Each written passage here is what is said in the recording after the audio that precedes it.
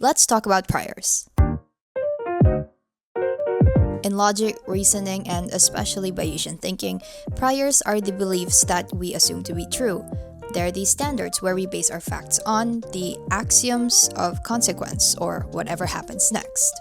In the first formal system of reasoning, which also happens to be what's behind the Boolean functions that built and control the internet, among other weapons of war, Aristotelian logic or syllogism employs the concept of deduction. It works by assuming that if A is B and B is C, then therefore A must also be C. In here, the priors are the premises, which are statements that we assume to be true. This assumption is what makes the binary functions of computing, which eventually becomes the internet, fundamentally black and white. True or false, 1 or 0, on or off. And even sometimes with reservations if human intervention is involved. Without clear priors, the system has no root. Therefore, it cannot function. And just one flawed prior is what it takes for the reasoning to be invalid. The entire structure that follows then depends on what we allow, not just at the start, but at every step. Everything that happens downstream depends on what we've set as a standard. Of course, we're not circuit boards or logic worksheets or machines, so being human means our standards don't run on perfect binaries. This logic may not be fundamentally accurate to the T because of fancy words like entropy or nuance, but it is for a desire to define dependable, precisely because who you are is built on a series of choices. Everything you are and everything you do starts with you.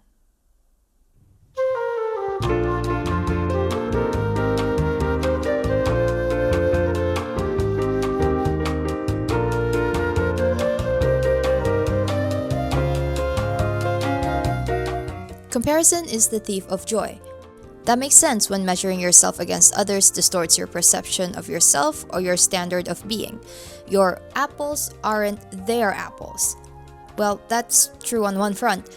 On another, being critical of yourself while learning from your external environment, even through comparison with the other, was and is still vital for human survival. In modern times, a similar trend in personal development can be observed. Different types of comparison standards can act as reference frames in evaluating attributes that constitute the self, and it only seems wishy-washy because there were no concrete foundational framework stating which of these comparisons could actually be beneficial for someone. What kind of comparison to others can be healthy? A comparative model was proposed in 2021 which involves social, temporal, criteria-based, dimensional, and counterfactual comparisons. Social comparisons usually involve an upward comparison with others to maintain a stable self-concept. You would be able to know what you do not know from other people who do know. This is where comparison can be deemed as aspirational, like the influencers we've been seeing and luxury brands being conversations of being able to afford something, a certain lifestyle, on the regular. It's because if other people can have it, perhaps you can too. Temporal comparison is about comparing your apples of today with your apples of yesterday or tomorrow, if the future exists. The day you plant the seed is not the day you eat the fruit. You could have planted it during the 2008 recession, but you were so busy with first grade algebra, so... Anyway, criteria-based comparisons are a bit more specific based on your ideals and societal standards and what they say about you. Basically, what you think and what others think about you are valid comparisons. The more you know. Dimensional comparisons are intrapersonal and it exists in the now. It's based on the self-concept in education psychology. You can compensate for what you lack or focus on what you already have, which then you can work on. Think multiple intelligences. Lastly, counterfactual comparisons are your what-ifs or your shoulda, woulda, couldas. They don't really exist per se, at least in this universe it doesn't, but this contemplation or rumination of scenarios in your head serve a purpose in getting to know yourself and what you could have done differently, and then what you could possibly do. You can compare all you want to figure out what's right for you. Just don't expect to find your own apples in someone else's tree.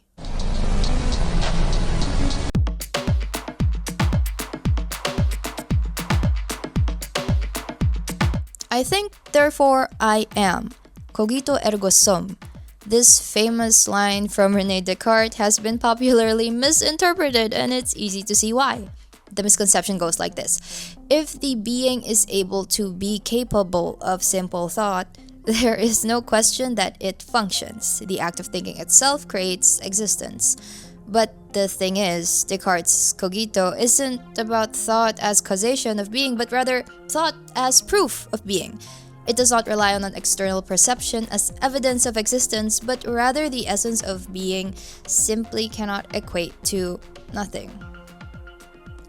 To be is something. Even if there is doubt of the existence of something in itself, the very act of doubting confirms that there is someone doing the doubting. Your thoughts are not the prerequisite to your existence. Your consciousness alone that lets you bear witness to thought is enough proof that you exist. But other than simply existing, who are you? Are you still the same person before watching this video, or are you 3 useless pieces of information smarter? Or both? ¿Por qué no los dos? Well, it's probably because of the small, understandable difference between the ship of Theseus and the concept of neuroplasticity. The ship of Theseus, or Theseus' paradox, is a thought experiment about whether an object remains the same object after having all of its original components replaced one by one over time. Because of this gradual change, at what point does it stop being the same ship? And if another ship is to be built off the original discarded pieces, then which one's the real ship of Theseus? The most popular interpretation goes, it might not be the same ship that was perceived because the parts are different, but it's still the same ship that went through it all. It's the same ship in essence. Biologically, our body is made up of parts that replace itself. Our largest organ, the skin, is replaced very quickly. We shed our outermost layers every day. Bone, a simple fracture, could heal itself in 3 to 6 weeks. And then red blood cells have a lifespan of like 70 to 120 days. Basically, like, you have to get your blood tested every 3 months, that's why. We seem to not run out of blood because it, again, replaces itself. A 2005 study used retrospective birth dating to estimate the time that it takes for all of these cells in the human body to replace itself. Turns out the average time for human cell turnover was found to be 7 to 10 years, or maybe even 15 years on average, but maybe we remember it better from this famous Tumblr quote, "Copy pasta thing." Unlike that thought experiment, we have irreplaceable physical parts. The cornea, the lens of the eye, and the neurons in the cerebral cortex are naturally unrenewable. That's partly why I have an irrational fear of chronic and mental. But on a wider scale, the brain is naturally designed for change. We are programmed for regeneration. Or at least most parts of us are. Blood will form new blood and skin will form new skin. Stem cells, however, have like 220 evolutions to choose from, but it can only evolve into parts of our own limited biology. And in a similar way, we get to accept the fact that we're limited to just some extent. There are a limited number of possibilities that we can choose from. You can't expect to reap oranges if you sow apples, but you can definitely produce better and better apples with the right tender love and care.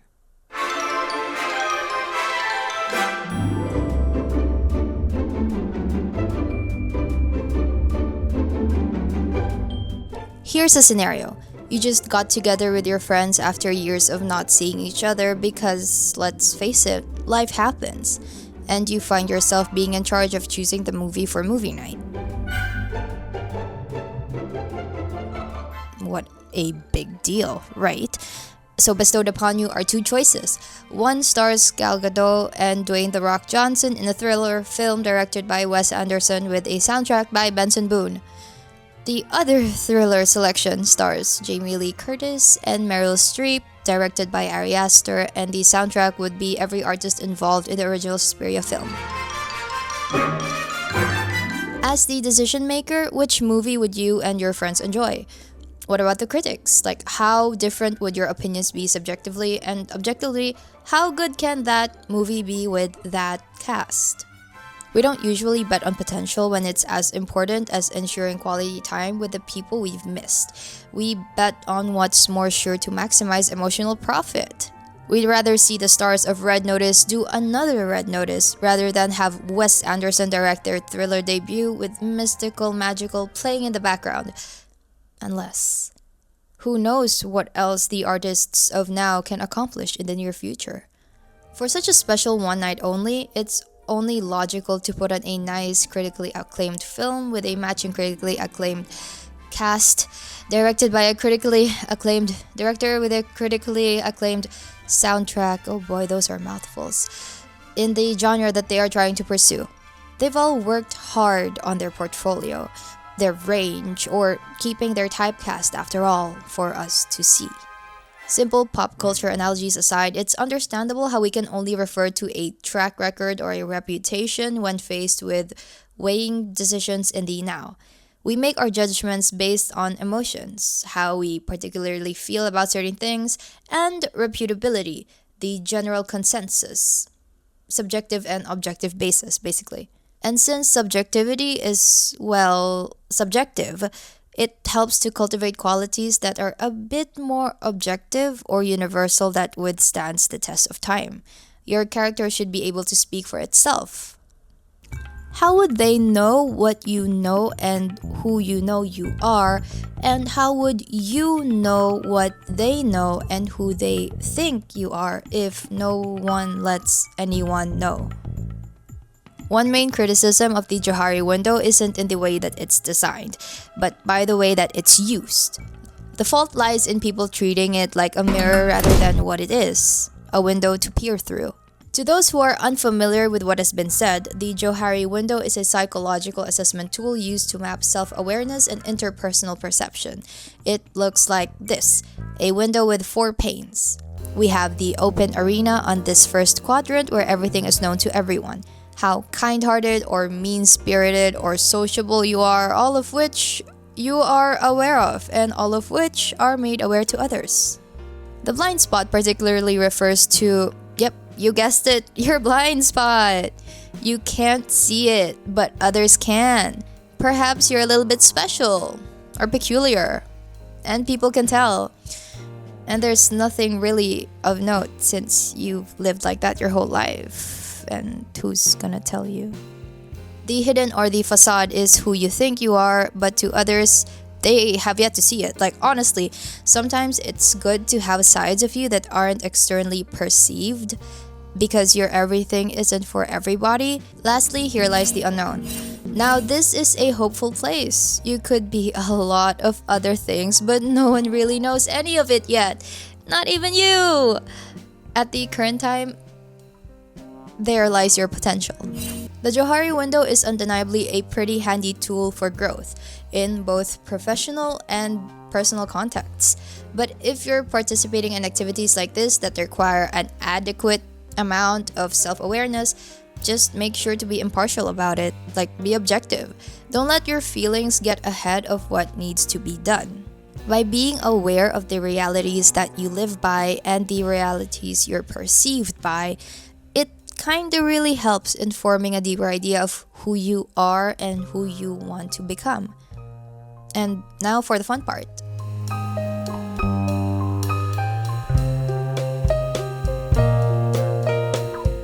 Is everybody set on their current identities? Like, the one you have to work with?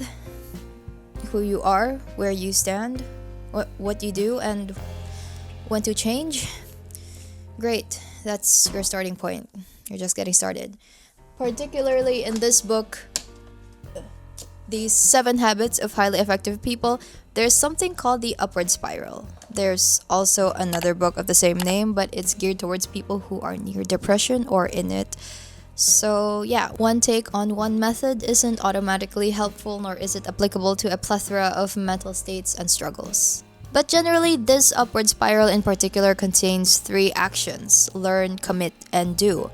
This whole video talked about the learn part. We know what we already know. But the key here is wanting to know what we don't. But before that, we have to acknowledge that we don't know a lot of things. When we make ourselves open to the possibilities of the unknown, the possibilities would, for a fact, quite literally be endless. Expanding your knowledge or your set base of priors helps in refining your identity, like who you are and what you're capable of. Possibly. To commit is to make conscious decisions using what you've learned in your life. If something doesn't feel right and you've learned something from it, then there's your answer. One must choose to change as a conscious decision, behaviors and mindset and all, to commit to continuous growth. Nothing changes if nothing changes. And finally, action. Just do. Practice a new skill or build a better habit or talk yourself into having a better and or deeper worldview. Just do. The internet is at your disposal. It's not censored. Yet. You get to refine your reality through experience. Through living and noticing and changing, you get to generate patch updates for the standards that you set up for yourself. You're not the same person you were biologically as you were like 7 to 10-ish, 15-ish years ago. And you might also not be born then. You might also not even be the same person as you were before you clicked this video. And that's 20 or so minutes of your life that you'll never get back. We're free to tweak our priors. We are free to change them as new evidence appears. And the possibilities are endless. If I haven't said that enough, all of the unknowns of finally getting out of that toxic situationship at 16 or 21, or suddenly finding yourself in med school at 35, writing your first novel at 40, starting your acting career at 50, or just being in a better state than you were last year will start to make sense. If you told me like 2 years ago that I'd be right here making this very video, living a drastically different life than the one I've had, I would have never believed you. And quite frankly, I would have probably laughed at your face, brace face and all, and ordered you a drink and asked you if TikTok also tickles your brain in a way that you can't sleep. And it's oddly overstimulating. Like there's a literal itch that you can't scratch, and that's just probably due to like my attention span being so cooked and the itch that cannot be scratched, and that I cannot sleep. I cannot shut my eyes straight for 3 whole seconds. And that anyway, with that being said, the alignment between belief, behavior, and being is the upward spiral. Every comparison is a battle that you have to pick and choose, and in the end, you'll realize that you've always just been your own competition. You just needed to see from outside. You just needed to see the bigger picture. You have only one goal, and that is to just make sure that you still come out on top. That's all. Take care and be well.